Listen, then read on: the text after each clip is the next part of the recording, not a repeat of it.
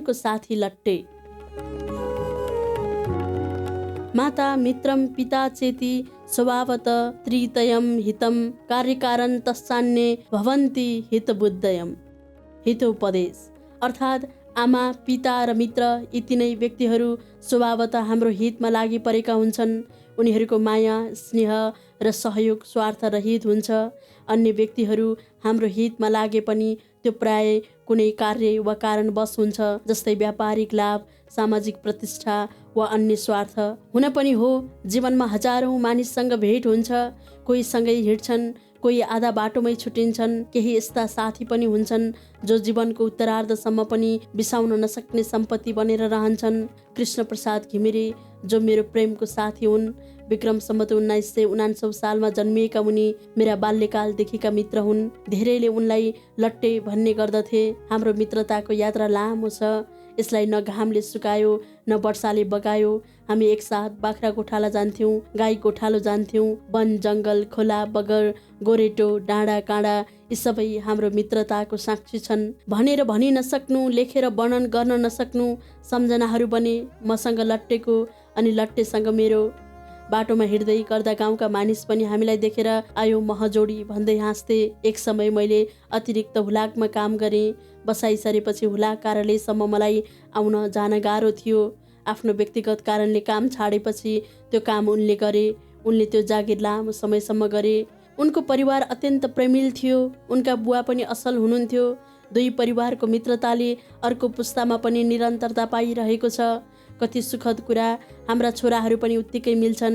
हामी पारिवारिक सुख दुःख बाँड्छौँ र आवश्यकतामा एकअर्कालाई सहयोग गर्छौँ। यो सम्बन्ध केवल दुई व्यक्ति बीचको मात्र नभएर दुई परिवार बीचको हुन पुग्यो। लट्टे परिवारसहित मकवानपुरकै जुरेली भन्ने ठाउँमा बसाइ सरे।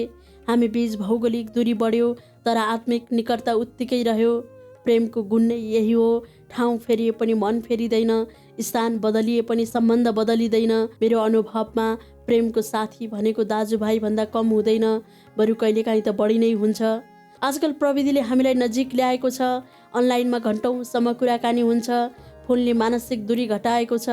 हरेक साँझ जसो उनीसँग कुराकानी हुन्छ। हामी कहिले गाउँका पुराना स्मृतिहरू ताजा गर्छौँ, कहिले आजको अवस्थामा रमाउँछौँ। केही वर्ष अघि लट्टेले फोनमा आफ्नो छोरा मेजरमा पदोन्नति भएको खुसीको खबर सुनाए। उनको आवाजमा उमङ्ग र प्रसन्न भाव थियो। खबर सुनेर मेरो छाती गर्वले फुल्यो। उनले र उनका परिवारले दुःखको बेलामा रोपेको संस्कार र मेहनतको बोटमा कस्तो सुखद फल फलेको। उनका छोराहरू सफल छन्। दुईजना नेपाल आर्मीबाट अवकाश प्राप्त, एक नेपाल आर्मीकै विद्यालयमा सहायक प्राध्यापक, अर्को कृषि तथा सामाजिक कार्यमा व्यस्त। मैले सबैलाई सम्झेर उन्नति र प्रगतिको कामना गरेँ। एक सुखद संयोग जुर्यो। लट्टेका छोरा मेजर भएपछि पुरानो गाउँ, स्कुल र बाल्यकालका साथीहरूलाई सम्झेर गाउँ घुम्न आएका रहेछन्। त्यही दिन म पनि त्यहाँ पुगेछु। उनले मलाई देख्न साथ नजिक आए र मेरो पाउ छोए। त्यो अवसरका लागि उनले ईश्वरलाई धन्यवाद दिए। त्यस क्षणमा मैले देखेँ मेरो र लट्टेको मित्रताको प्रभाव अनि संस्कार उनका सन्तानमा कसरी झल्किएको रहेछ। मैले बुझेको छु प्रेमको साथी चमत्कारी हुन्छ। प्रेम भावले जोडिएका व्यक्तिहरू कहिल्यै दुश्मन बन्दैनन्। गाउँमा शुभ कार्यहरू जस्तै विवाह होस् या व्रतबन्ध, श्रीमद् भागवत सप्ताह होस् या कुनै अन्य समारोह, हामी दुवै एकैसाथ हुन्थ्यौँ।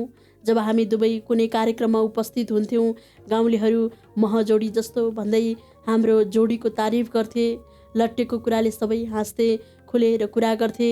म 85 वर्ष पुरा भइसकेँ, तर लट्टेसँगको मित्रता अझै जवान छ। उसलाई हेर्दा लाग्छ प्रेमको लागि उमेरको बन्धन हुँदैन। साँचो मित्रता कहिल्यै बुढो हुँदैन। वर्षौंको साथ हजारौं सम्झनाहरू, अनगिन्ती हाँसो र आँसुका क्षणहरू, यी सबैले हामीलाई एक बनाउँछ।